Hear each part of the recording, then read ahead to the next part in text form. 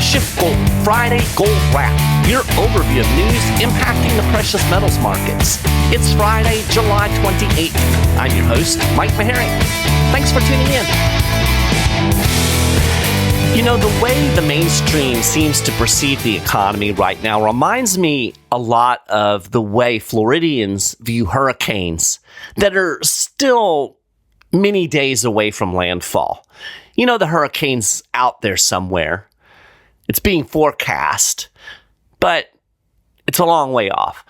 And the mentality is generally, well, everything is fine. There's no hurricane coming. Didn't have a hurricane last time. And look, the weather's beautiful. And, you know, it's interesting because for a lot of people in Florida, there is no preparation for a hurricane until it's right on the doorstep. You know, it's like they wait until 5 hours before the thing is supposed to make landfall, and then they panic and start going to the grocery store and to the hardware store and getting batteries and doing all of those things that really you should do long before there's ever even a storm forming. But everybody just assumes everything's going to be okay. I mean, it was okay yesterday. Why shouldn't it be okay tomorrow? And really, that seems to be where we are with this economy. Everything looks great. I mean, yeah, we've got the highest interest rates in, 16 years? But that's not a problem. I mean, it wasn't a problem yesterday. And look, we had solid economic growth in the second quarter. How could there possibly be a problem? And by the way, inflation is cooling and the jobs data looks awesome. So yeah, we live in this very sanguine world right now. Economists over at the Fed are even saying we're not going to have a recession now. The recession has been taken off the table. There's an increasing belief that the Fed is going to be successful in slaying price inflation while bringing the economy into the mythical soft landing. This isn't going to be 2008 all over again because of the reasons. And I'm over here like, you might want to look at that hurricane forecast because it's a-coming. But, that's me. I've been saying this for quite a while now, and I get it. People look at people like me and Peter Schiff and Jim Grant and others who are sounding warning bells, and they say, well, you've been sounding warning bells forever and everything's been fine. And all I can say is that, things play out slowly until they play out really fast. So we'll just have to see what happens down the road. Anyway, we had the July Federal Reserve meeting this week, and I'll say this about the Fed. It tends to follow the script, right? It almost never surprises us. It almost never does something that the markets aren't expecting.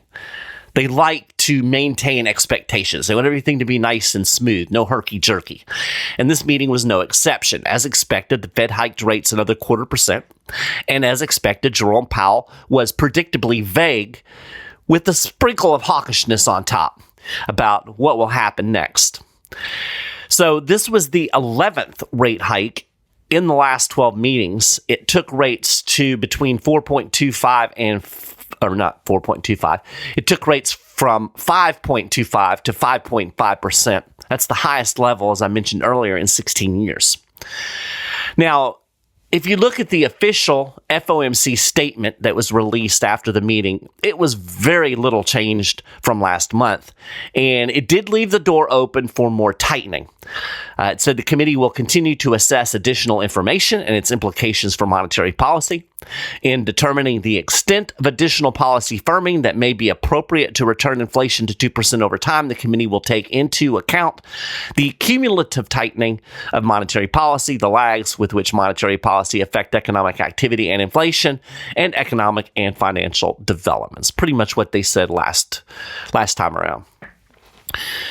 Now, the CPI dropped more than expected in June, but it was not enough for the Federal Reserve Chairman Jerome Powell to declare victory.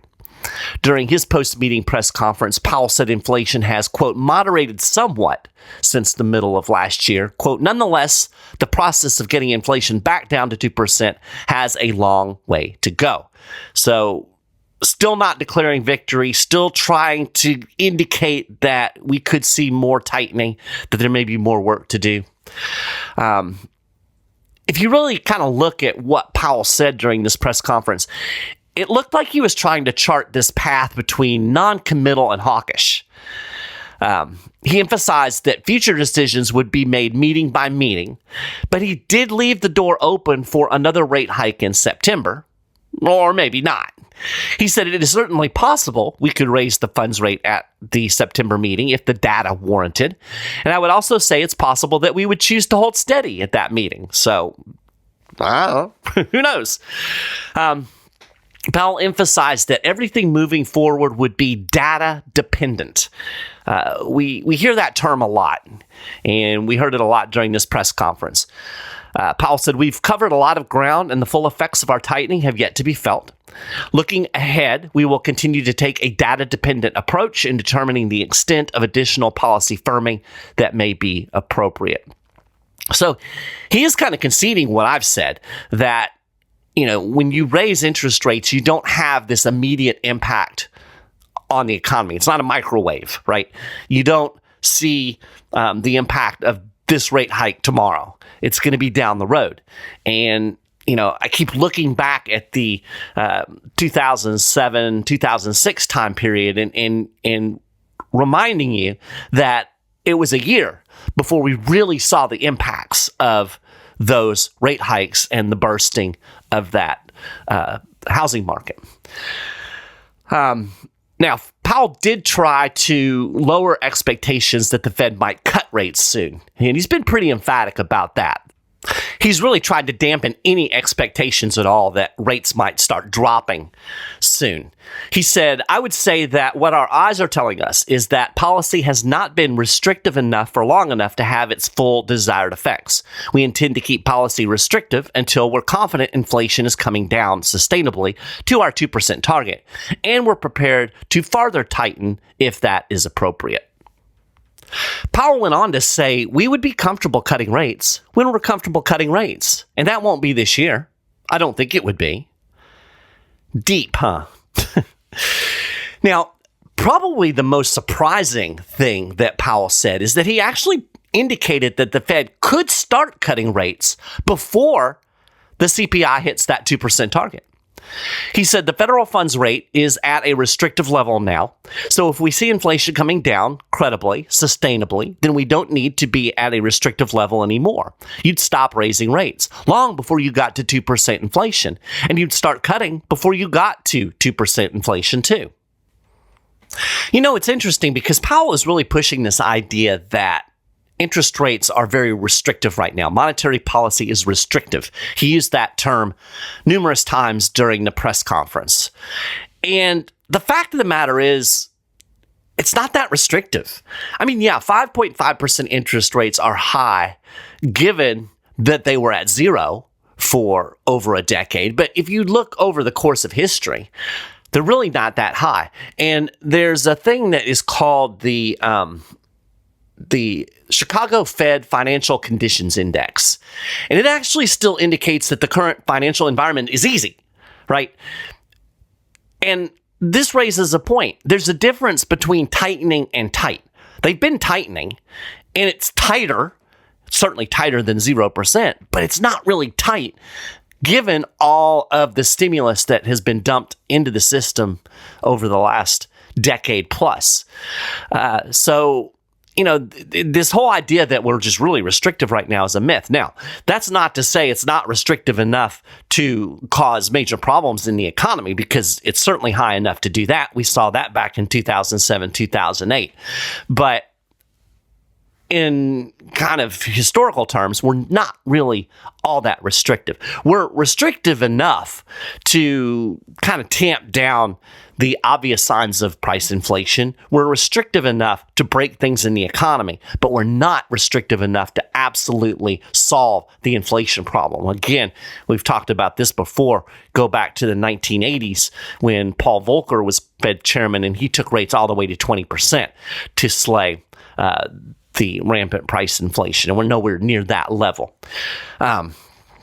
Anyway, so that was a little side note. So you had this hawkish spin from Powell. It wasn't as hawkish as some of the meetings that we've had, but, hawkishly vague is what I would like to call it.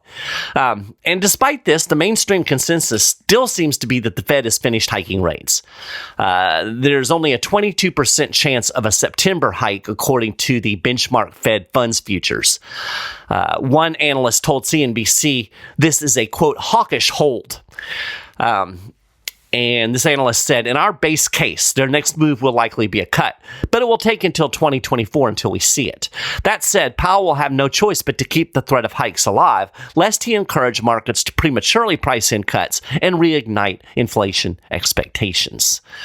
So, what? It's weird because it's like we're playing both sides of the coin here. Inflation's beat, the economy's great, everything's fine, but the Fed can't give any indication that it might cut rates because then we'll get inflation again. It's like they're talking out of both sides of their mouth, right? So basically where we are right now is we've got a bunch of central bankers that are just trying to keep their options open with the most open-ended, vague rhetoric that they can come up with. And I mean, you gotta love Fed speak, right? Powell and the other central bankers over at the Fed have this remarkable ability to say things in such a way that no matter what happens, they can say, see, we told you. Just listen to Powell's press conference after this last meeting. Based on what he said, the Fed could raise rates again in September.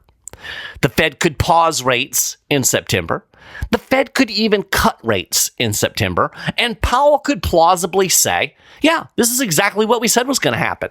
I mean, no matter what they do moving forward, Powell can say, I was right, because he didn't say anything. The most honest thing that Powell said this week was this: it's not an environment where we want to provide a lot of forward guidance. Well, Jay Powell, mission accomplished. You have not provided any kind of forward guidance at all. You have opened the door to virtually anything. Good job. Now, of course, the secret to Fed speak is using meaningless words like data dependent. I mean, think about it. What does that really mean? It's supposed to sound all technical and science-y, but it really just translates to, we're going to do whatever we want to do in 8 weeks, and then we'll justify it then by pointing back at some numbers. And this reveals a dirty little secret. The Fed doesn't actually have a plan. There's no plan. This is not some kind of carefully orchestrated, proactive, scientifically driven monetary policy. Powell and company are throwing toilet paper at the wall and seeing what sticks. Everything is reactionary, and it has been all along. Think about it. I was saying that we have an inflation problem long before the Fed acknowledged the inflation problem. They were still running around saying inflation is transitory. If they were really data dependent, they were really driven by some type of actual scientific plan, they would have started raising rates long before the CPI got as high as it did. In fact, if they really were working off an actual blueprint, they would have never kept interest rates at 0% for a decade. It's absurd. And here we are. So the Fed policy is basically, see what happens and then we'll do something. And, that's why their interest rate projections are only like 37% right. Like when they do these dot plots and they tell you that in a year interest rates are going to be at X, that's correct about 37% of the time. So think about that for a minute. The people who actually set the interest rates can't tell you what the interest rates are going to be in a year. That tells you everything you know or everything you need to know about the Fed. It's basically a dartboard monetary policy. Throw a dart and then hope it works. So anyway, I am still of the mind that something is going to break in the economy. As you know, I am not sanguine. I'm basically in the same place I was after the June FOMC meeting, and I guess in a lot of ways I'm probably saying the exact same things. Because with interest rates at 5.25% or 5.5%, it's inevitable that something's going to break in this economy. It's just a matter of time. As the saying goes, things happen slowly, and then they happen all at once. Just consider this. Interest rates now are higher than they were in June 2006, and that was the peak of the hiking cycle that burst the housing bubble. Now, think about that a second. They hit that peak in June of 2006. We didn't see the financial crisis really break out until the fall of 2008, so more than 2 years later. The Fed held rates at that high level until Bernanke cut rates in September of 2007. This was still a year before the financial crisis really reared its ugly head. That's when they actually started cutting rates. That's when home sales started to collapse. But everybody was like, oh, it's not a problem. It's contained. It's fine. No worries. And it wasn't until the fall of 2008 when all hell broke loose. Now, there is a difference today. We have even more debt. We have even more malinvestment in the economy. And I just can't wrap my head around why anybody thinks that things are going to turn out differently this time. How they think that the Fed could blow up all of these bubbles just like they did prior to 2008. How they can raise interest rates just like they did prior to 2008. But this time, it's going to be totally different. The economy is going to be fine. Everything's going to work out just fine. Nothing's going to happen. I don't get it. Nobody has been able to explain that to me. What's different today that makes everything going to be okay? The only thing that they can ever point to is that, we've got these robust job numbers. And we've talked about the job numbers a number of times on this show. I don't put a lot of faith in them. And, employment is also a lagging indicator.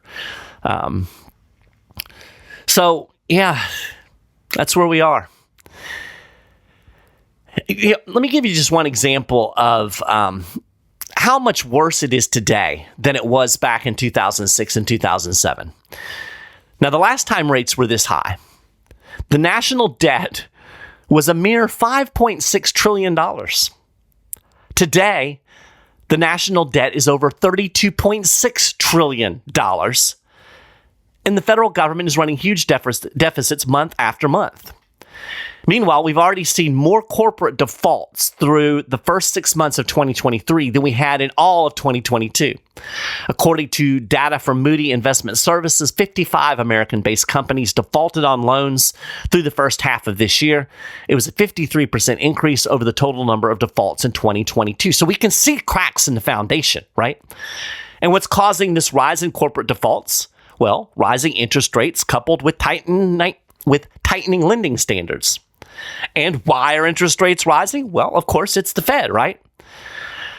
But again, I've alluded to this. The central bank actually caused the problem long before it started hiking rates last year. Central banks incentivized a borrowing spree with more than a decade of artificially low interest rates. So we've got all of this debt. It's not just the national debt. It's not just corporate debt. Individuals are running up massive amounts of debt. Household debt is at record levels. People are still spending money on credit cards. People are still putting money or buying things on credit cards with interest rates on those credit cards at over 20%. So when price inflation caught up with the monetary inflation that the Feds dumped into the system over those decades, central banks were forced to hike rates, and now rising interest rates are popping bubbles that were blown up by that loose monetary policy. As Zero Hedge put it, quote, the aggressive monetary tightening policies of the Federal Reserve have been a major factor in pushing many companies into default by making it harder to pay back their loans. The same is going to be true of the federal government. The same is going to be true of individuals. Basically, what the Fed giveth in easy money, the Fed taketh away with tightening. And, this is the ugly truth. The Federal Reserve has screwed up everything that is a function of interest rates. And pretty much everything involving money is a function of interest rates. So our money is completely screwed up. Rate hikes have already precipitated a financial crisis.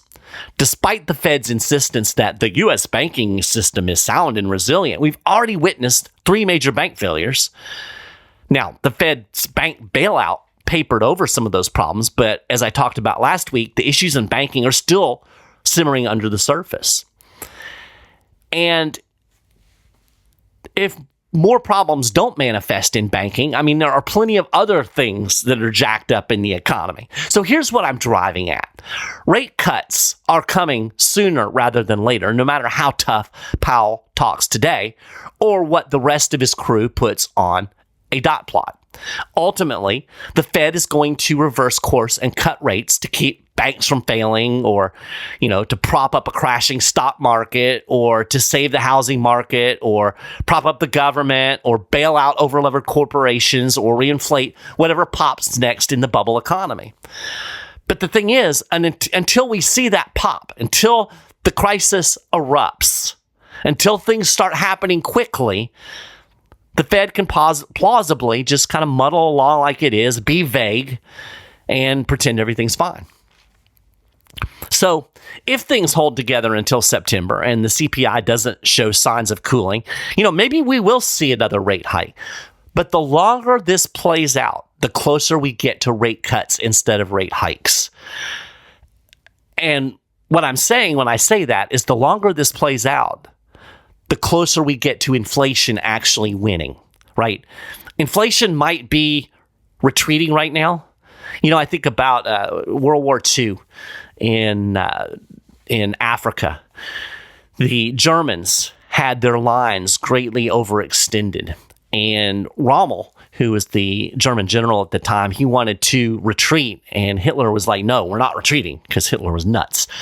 And as a result, the Germans ended up losing that Africa campaign. So right now, inflation is in retreat. It's doing what the Germans didn't do. But when you retreat, you can refortify your position and set yourself up for an offensive onslaught. And that's what inflation is set up to do. Because inflation's not beat, right? I mean, think about all of the money that the central banks dropped into the global economy just during the pandemic, on top of all of the money that they pumped into the global economy after the 2008 financial crisis. All of that inflation is still sloshing around, right? Little rate hikes and a very minor shrinking of the Fed balance sheet did not fix that underlying problem. It masked the symptoms for the time being. As soon as the Fed has to go back to cutting rates, as soon as it goes back to easy money, that means it's back to creating inflation. So the bottom line is inflation is not going to win this war. And we're already seeing some signs of this problem. I mean, oil prices have started to rise. We've seen this dollar weakness, although we got some dollar strength this week thanks to the GDP numbers. I'll get to that here in a sec. But it means more price inflation is in your future. It means that the Fed is not winning this war. Speaking of the stock market, I wrote an interesting article discussing John Hussman's prediction that we're on the cusp of a major stock market crash. Now, Hussman accurately predicted the 2000 and 2008 stock market crashes, and now he's saying that the current stock market bubble will end in tears. He said this crash could trim up to 65% off of the S&P 500. I'll link to that article on the show notes page. You can check that out. But, he's talking about the stock market bubble. There's bubbles everywhere you look. We've got bubble in the bond market, bubbles in the stock market, debt bubbles, commercial real estate bubble. There's there's all kinds of bubbles, and bubbles pop. So keep your eye out. Now, interestingly, gold did not react much to the Fed meeting. I think it was actually up a couple of bucks after the rate hike because, again, there was no surprises there. Gold actually waited until Thursday for a big sell-off, and that was precipitated by the initial GDP print for Q2, which came in at 2.4%. So that's pretty solid economic growth. I mean, it's not great, but certainly better than a lot of people expected. Everybody's kind of thinking, okay, the Fed's been tightening, so we're going to get this slowdown in growth. And it came out a little stronger than possible. So now everybody's like, see, the weather's fine. No hurricane in sight. And with that news, gold actually sold off and dropped back below $19.50 an ounce. Now, this morning, we've had a little bit of a rally. And when I started recording the podcast, we were back above $19.50 an ounce. So it seems to be holding that support level at this point. But we got that sell-off in gold. We had a strengthening of the dollar, thanks to this economic news. And it's, it's all this reverse. I was going to say reverse psychology. That's not really the word I'm looking for. It's kind of backward expectations, right? Normally, if you saw a strong GDP number, you're seeing economic growth. That would usually be good for the stock market, right? People are like, oh, this is great. Economy's growing. Things are good.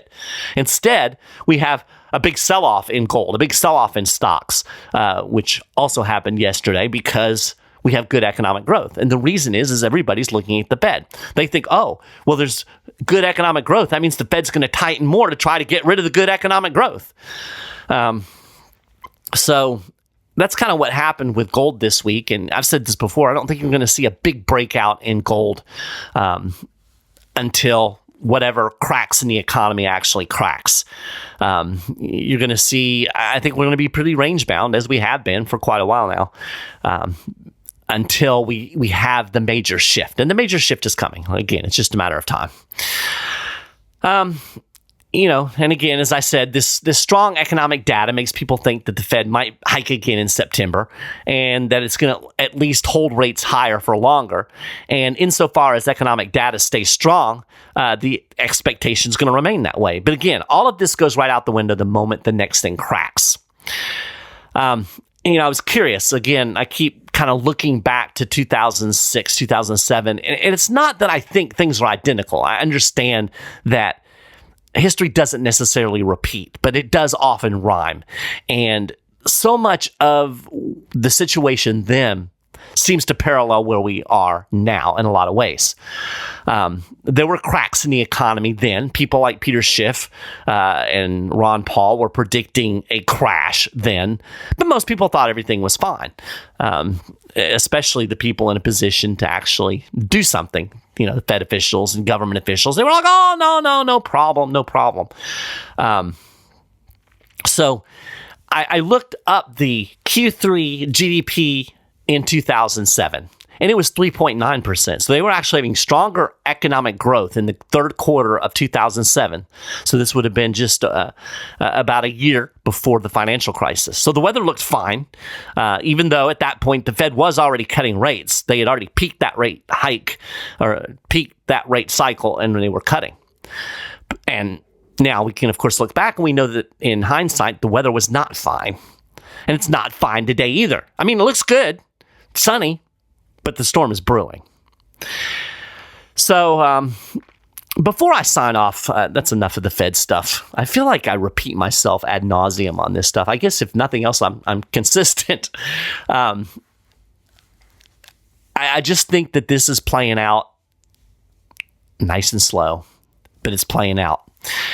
So we'll see what happens. I could be wrong. Maybe everybody else is right. Maybe the mainstream's got it right this time. Maybe they're going to manage to bring this plane into the safe landing. We'll get the soft landing. The economy will be robust. Inflation will be dead. And everything will be hunky and dory. I don't think so, but we'll see what happens. Before I sign off for this week, I want to share an interesting story that I ran across. A woman in Oklahoma has a bag filled with 2,000 silver half dollars. They were given to her by her father back in 1970. Now, of course, if you have 2,000 half dollars, that means the face value of those coins is $1,000, which is nice. I'd like to have a bag with $1,000 in it, right? But they are silver half dollars. And the silver in those coins alone is worth over $17,800. So you have $1,000 in face value, almost $18,000 in silver value. And because the coins are actually still in their original mint sealed bag, they could actually fetch up to $100,000 at an auction. Now, this reveals the difference between real money and fiat currency issued by the U.S. government today. The reason that these silver half dollars are so valuable is because they are silver, and they were minted in 1963 when American coins were still made primarily out of silver. Now, ironically, we call pre-1965 dimes, quarters, half dollars, we call them junk silver. But we really should call the modern coins junk because they're basically made out of copper and they're not worth anything. They're worth, a quarter's worth 25 cents. What do you get with 25 cents today? Pretty much nothing. Can't even hardly get a gumball for 25 cents. When they took the silver out of the coins in 1965, the value of those coins rapidly depreciated. So this elderly Oklahoma woman is going to benefit from holding on to real money. And the rest of us, we are paying the price for failing to hold on to real money. Now, you can remedy that today. You can talk to a SchiffGold precious metals specialist. You can call 1-888-GOLD-160, or you can email info@schiffgold.com. Or you could go to schiffgold.com, go to the Getting Started page, and chat with a precious metal specialist right there, and you can buy silver. You can actually buy junk silver. We sell those pre-1965 silver coins, and they're great to have around for barter. If you get in a situation where you do have a monetary collapse or super significant inflation, there's always going to be people willing to take silver. So that's an option. You can get junk silver. You can buy regular silver. You can buy gold. Talk to a SchiffGold precious metal specialist. Talk to them about your investing strategy, your goals, and they'll help you see how precious metals can fit into your portfolio. So I urge you to do that today. So a little business. Next week, I am going to be out of town on Friday. I'm playing in a hockey tournament up in Nashville, Tennessee. So I'm going to record the next Friday Gold Wrap early this week. And since there's not going to be a lot of new news when I record on Monday or Tuesday, I thought it would be fun to do a Ask Mike Anything episode. So if you have questions for me, you can email M. Maharrey, it's MMAHARREY at SchiffGold.com. M. Maharrey at SchiffGold.com. Shoot me an email. Ask me questions. Of course, they can be related to gold, silver, precious metals, the Fed, things that I normally talk about on the show. And I would even entertain some personal questions if they are appropriate. So shoot me some questions and we'll do an Ask Mike Anything episode for our next Friday Gold Wrap. So that is a Gold Wrap for this week. You can get more details on all of the things that I've talked about today and more, and of course keep up with the latest precious metals news and analysis throughout the week over at schiffgold.com/news. And if you haven't done it, you can subscribe to the Friday Gold Wrap podcast at Apple Podcasts, Google Podcasts, SchiffGold YouTube channel. You'll find links to all of those things and also our social media channels over on the show notes page. I very much appreciate you listening to the show. I hope you have a fantastic weekend. Shoot me those questions for Ask Mike Anything, and we'll do that next week. And I'll talk to you then.